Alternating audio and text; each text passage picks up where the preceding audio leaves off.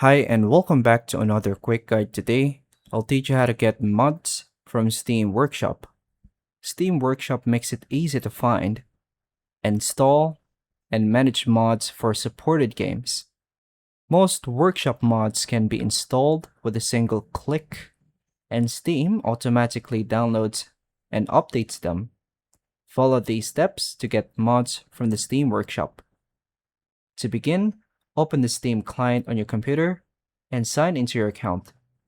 Make sure the game you want to mod is installed in your Steam library. Click the Library tab and select the game that supports Steam Workshop.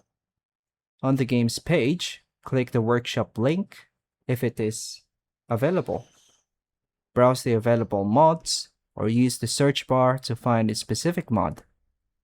Open the mods page to read its description, features, and requirements.